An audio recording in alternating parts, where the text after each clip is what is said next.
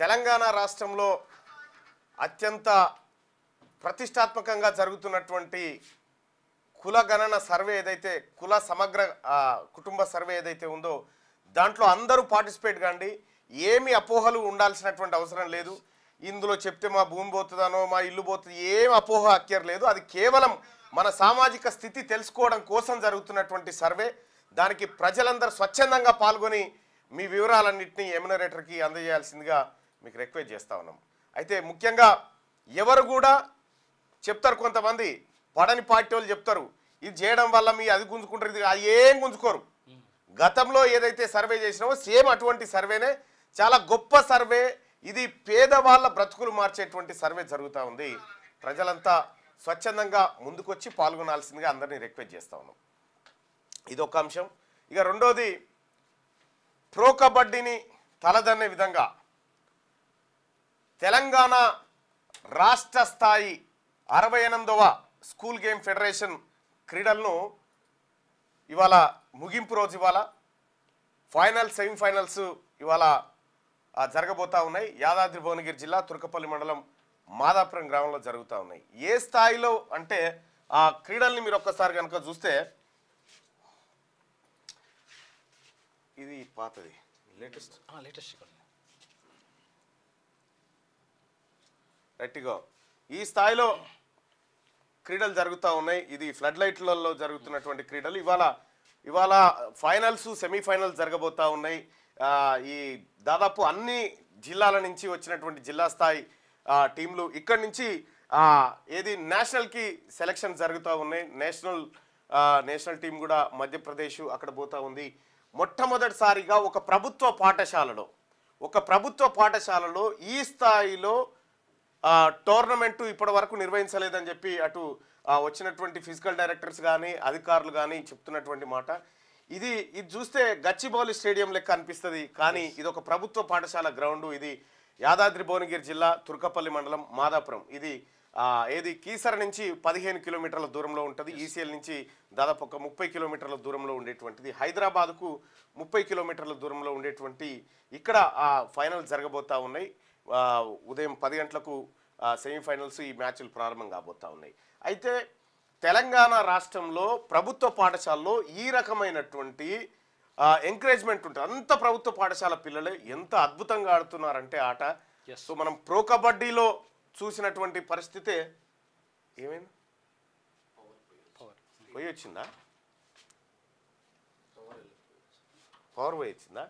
So మనం pro కబడ్డీలో చూసినటువంటి పరిస్థితి అక్కడ మనకు ప్రత్యక్షంగా కనిపిస్తుంది. ఏదేమైనప్పటికీ కూడా తెలంగాణ రాష్ట్రంలో గ్రామీణ క్రీడలను, ముఖ్యంగా అందులో కబడ్డీ లాంటి క్రీడల్ని అన్నిటిని కూడా మనం ముందుకు తీసుకుపోవాల్సినటువంటి అవసరం ఉంది. అందుకోసమే తెలంగాణ రాష్ట్రంలో ప్రభుత్వ పాఠశాలలో క్రీడా రంగాన్ని డెవలప్ చేయాలి. ముఖ్యమంత్రి రేవంత్ రెడ్డి గారు ఇక్కడ స్పోర్ట్స్ యూనివర్సిటీని ఏర్పాటు చేస్తున్నటువంటి క్రమంలో చాలామంది, నేను అక్కడ ఆ కార్యక్రమానికి వెళ్ళిన సందర్భంలో ఇవాళ కూడా పోతా ఉన్నా, పోయేటువంటి సందర్భంలో చాలా సమస్యలు నా దృష్టికి తీసుకొచ్చినారు. అందులో భాగంగా ఏంటంటే, ఇప్పుడు పిల్లలకి మనం ఎప్పటి నుంచి స్టార్ట్ చేస్తూ ఉన్నాము ఈ స్పోర్ట్స్ అంటే 12-13 సంవత్సరాల వయసులో వాళ్ళకి స్టార్ట్ అవుతూ ఉంది ఈ స్పోర్ట్స్.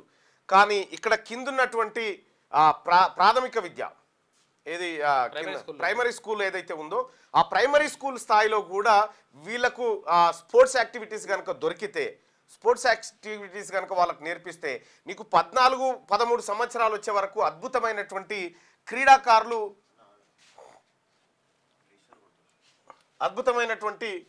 వచ్చేటువంటి అవకాశం. అందుకోసమే ముఖ్యమంత్రి రేవంత్ రెడ్డి గారికి అలాగే విద్యాశాఖ అధికారులకు చెప్పేది ఏంటంటే, ఈ ప్రైమరీ స్కూళ్ళలో కూడా ఫిజికల్ ఎడ్యుకేషన్ టీచర్లను నియమించడం ద్వారా పిల్లల్ని కింది స్థాయి నుంచి తీసుకొస్తే మనం అనుకుంటున్న 2036లో ఇండియాలో జరిగేటువంటి ఒలింపిక్ గేమ్స్ అయితే ఏవైతే ఉన్నాయో వాటికి మనం ఒక 12 సంవత్సరాల ప్రణాళిక పెట్టుకుంటే 100% సక్సెస్ అవుతాం. గ్రామీణ ప్రాంతాల్లో ఉన్నటువంటి అంటే పిల్లలకు ఓన్లీ ఎడ్యుకేషన్ అనేది కాకుండా ఎక్స్ట్రా కరిక్యులర్ యాక్టివిటీస్ కూడా ఉండాలి. కాబట్టి సో ఈ చిన్నతనం నుంచే ఇప్పుడు మనం ఇతర కొరియా లేదంటే జపాన్ ఇటువంటి చైనా లాంటి దేశాల్లో చూస్తాం, చిన్న పిల్లలని ఎంత ట్రైనింగ్ చేస్తూ ఉంటారు వాళ్ళే. అందుకే నీవు ఎప్పుడు చూసినా ఒలింపిక్స్లో 100 మెడల్స్ కొట్టుకుపోతూ ఉంటారు చైనా వాళ్ళు కానీ లేకపోతే అమెరికా వాళ్ళు కానీ, వీళ్ళు కొట్టుకుపోతూ ఉంటారు. కారణం ఏంటంటే వాళ్ళకు కింది స్థాయి నుంచే వాళ్ళకు కనీసం 8 సంవత్సరాలకు అందాలి. కనీసం 8 సంవత్సరాలకు స్పోర్ట్స్ యాక్టివిటీ కనుక వాళ్ళకి అందితే అప్పుడు 14-13 సంవత్సరాలు వచ్చే నాటికి ఆ పిల్లల్లో చాలా టాలెంట్ పెరుగుతుంది. అప్పుడు ఎక్కడ కాంపిటీషన్ పోయినా అండర్-14 కానీ, అండర్-17 కానీ, అండర్-19 కానీ ఇది జరుగుతాయి. ఇప్పుడు ఇక్కడ నిర్వహిస్తున్నటువంటి క్రీడలు అండర్-17 బాయ్స్, అండర్-17 బాయ్స్, అండర్-14 బాయ్స్, అండర్-14 గర్ల్స్, ఈ క్రీడల్ని అక్కడ నిర్వహిస్తూ ఉన్నాం. ఇవాళ చివరి రోజు. సో ఈ కార్యక్రమం భారీ స్థాయిలో నిర్వహించబోతా ఉన్నాం ప్రభుత్వ పాఠశాలలో. ప్రభుత్వ పాఠశాలల రూపురేఖలు మారాలనేది ప్రధాన ఉద్దేశం దీని వెనకాల. అయితే గమ్మతి విషయం ఏంటంటే క్రీడారంగానికి మన తన బడ్జెట్ లేదు. జిల్లాల నుంచి వచ్చినటువంటి టీంలకు కనీసం టీషర్ట్లు కూడా లేవు. టీషర్ట్స్ కూడా ఇవ్వలేనటువంటి పరిస్థితి.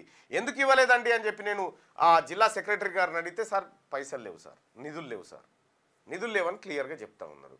అయితే మన గ్రామీణ ప్రాంతాల్లో ఉన్నటువంటి స్కూళ్ళల్లో స్పోర్ట్స్ యాక్టివిటీ కోసం నిధులే లేకపోతే రేపు స్పోర్ట్స్ యూనివర్సిటీలోకి పిల్లల్ని ఎటువంటి పిల్లల్ని మనం తీసుకురాగలుగుతాం? అందుకోసమే క్రీడారంగానికి బడ్జెట్ పెంచాలి. క్రీడారంగంలో ఎవరైతే పాల్గొంటా ఉన్నారో వాళ్లకు ఉద్యోగ విషయాల్లో కూడా ప్రత్యేక కోటాను టంచన్గా అమలు చేయాలి. అవసరమైతే ఇంకొంచెం పెంచే ప్రయత్నం చేయాలి. జాతీయ అంతర్జాతీయ క్రీడాకారులకు సముచిత స్థానం ఉద్యోగాల్లో కల్పించాలి. తద్వారా ఇది బాగుపడుతుంది. రెండో విషయం, గతంలో స్కూల్స్ అయిపోయిన తర్వాత అయిపోయినాక ఒక గంట సేపు టీచర్లు, పిల్లలు అందరూ కూడా గ్రౌండ్లో ఉండేటోళ్ళు. కానీ ఆ పరిస్థితి లేకుండా పోయింది. ఇవాళ కేవలం ఎడ్యుకేషన్ ఎడ్యుకేషన్ ఎడ్యుకేషన్ అనేటువంటి ఒక టాపిక్ తప్ప ఎడ్యుకేషన్ ఎడ్యుకేషన్ అనేటువంటి టాపిక్ తప్ప క్రీడా రంగంలో మనం వెనుకబడ్డాం. మన భారతదేశం ఇప్పటి వరకు దాదాపుగా 20 పథకాలు ఒలింపిక్లో 28 పథకాలను సాధించింది భారత్ ఇప్పటి వరకు ఒలింపిక్లో. కానీ అమెరికాకు సంబంధించినటువంటి మైకేల్ ఫెల్ప్స్ అనేటువంటి స్విమ్మర్ 26 పథకాలు సాధించాడు ఒక్కడే. అంటే మనం ఏ స్థాయిలో వెనుకబడ్డామో క్రీడా రంగంలో మనకు అర్థం చేసుకుంటున్నాం. ఇది రాష్ట్ర ప్రభుత్వం తక్షణమే స్పోర్ట్స్ బడ్జెట్ కింద ఏదైనా ఒక ప్రత్యేక అలొకేషన్ జరిగితే క్రీడా రంగం బాగుపడుతుంది. ఎవరో దాతలు వచ్చి టీషర్ట్ కొనిస్తే తప్ప గవర్నమెంట్ స్కూళ్ళలో క్రీడాకారుడు క్రీడలకు పోలేనటువంటి పరిస్థితి, బస్ ఛార్జీలు ఎవరో ఇస్తే తప్ప పోలేనటువంటి పరిస్థితి. సో అందుకోసమే మనం క్రీడా రంగాన్ని డెవలప్ చేయాలనుకున్నప్పుడు వాటికి సంబంధించినటువంటి ప్రణాళిక గతంలో అంతెందుకు ఒక పీఈటీ మీరు నిర్వహించురి మేము ఇస్తాం పైసలు అని చెప్తే దాదాపు టోర్నమెంట్లు అన్ని నిర్వహించి ₹1 కోటి అప్పు అయితే అప్పుల మీద పడితే పీఈటీ ఆత్మహత్య చేసుకొని చనిపోయిన ఘటన మన తెలంగాణ రాష్ట్రంలో జరిగింది. సో ఈ పరిస్థితులు తలెత్తకుండా క్రీడా బడ్జెట్ విషయంలో రాష్ట్ర ప్రభుత్వం చొరవ చూపించాలి. ఎక్కడెక్కడో పనికిరాని వాటికి పెట్టేటువంటి పరిస్థితులు అక్కడ ఉన్నాయి, మన దగ్గర చాలా ఉన్నాయి. ఇవాళ మనం అక్కడిక్కడికి పంపిస్తూ ఉన్నాం కదా, ఆ పైసల్లో సగం పైసలు పెట్టిన గ్రామీణ ప్రాంతాల్లో క్రీడాకారులకు మంచి ప్రోత్సాహం దొరుకుతుంది.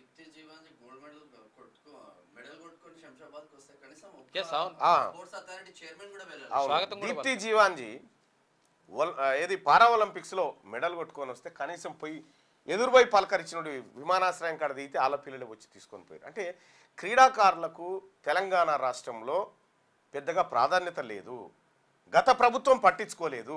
ఈ ప్రభుత్వం స్పోర్ట్స్ యూనివర్సిటీ పెడుతున్నామని చెప్పిన తర్వాత కొంత క్రీడాకారుల ఉత్సాహం వచ్చింది. కానీ ఇక్కడ ఉన్నటువంటి లోటుపాట్లు ఏవైతే ఉన్నాయో వీటిని సరిచేయాల్సినటువంటి అవసరం ఉంది. ముఖ్యమంత్రి రేవంత్ రెడ్డి గారికి సూచన ఏంటంటే స్పోర్ట్స్ విషయంలో ఒకసారి రివ్యూ చేయాల్సినటువంటి అవసరం ఉంది. సో ఫిజికల్ డైరెక్టర్లు అందరినీ పిలిచి స్పోర్ట్స్ రివ్యూ జరగాలి. తద్వారా గ్రామీణ ప్రాంతాల్లో క్రీడాకారులను మెలికలు తిరిగిన క్రీడాకారులను తయారు చేయడానికి అవకాశాన్ని, వాతావరణాన్ని కల్పించాలి. ఇప్పుడు మా విలేజ్లో నిర్వహిస్తున్నటువంటి ఈ స్టేట్ లెవెల్ గేమ్స్ ఏవైతే ఉన్నాయో వాటి కోసం మా గ్రామస్తులంతా ఒకే తాటిపైకి వచ్చి అసలు కనివిని ఎరగని రీతిలో ఆ కార్యక్రమాన్ని నిర్వహిస్తూ ఉన్నారు, ఇర్రెస్పెక్టివ్ ఆఫ్ పార్టీస్. కానీ ప్రభుత్వ పాఠశాలలు బాగుపడాలనేటువంటి ఉద్దేశంతో ఆ గ్రామం సంకల్పం తీసుకుంది. ఆ గ్రామంలో చాలా అద్భుతమైనటువంటి టీచర్లు, ముఖ్యంగా హెచ్ఎం, ఆ తర్వాత ఇప్పుడు ఒక గొప్ప డిఓ గారు కూడా అక్కడ ఏది యాదాద్రి భువనగిరి జిల్లాకు ఉండడం, అలాగే ఈ ఫిజికల్ డైరెక్టర్లు, ఇట్లా చాలామంది ప్రోత్సాహంతో ఇదంతా జరుగుతూ ఉంది. ముఖ్యమంత్రి గారు ఒకసారి రివ్యూ చేయండి, స్పోర్ట్స్ మీద రివ్యూ చేసి అసలు మనకు బయటి దేశాల్లో పిల్లలకు ఏ ఏజ్లో స్పోర్ట్స్ స్టార్ట్ అవుతున్నాయి, మన కాడ ఏం స్టార్ట్ అవుతున్నాయి. ఇప్పుడు మన పిల్లలు పోయి నార్త్ ఇండియా వాళ్ళతో ఆడాలంటే కూడా కష్టం. మనలో 10th క్లాస్ పిల్లలు, వాళ్ళు +2 వాళ్ళు. అట్లా కొన్ని ఇబ్బందులు జరుగుతూ ఉన్నాయి. కాబట్టి స్పోర్ట్స్ పైన సమగ్రంగా రివ్యూ చేయాలి, అప్పుడే బాగుపడుతుంది. క్యూ న్యూస్ లో పనిచేయుటకు అనుభవం గల నిజామాబాద్ రిపోర్టర్లు కావాలను. మీరు సంప్రదించవలసిన నెంబర్ 8688926084. qnewsads@gmail.com కు మెయిల్ చేయండి. లైక్ చేయండి.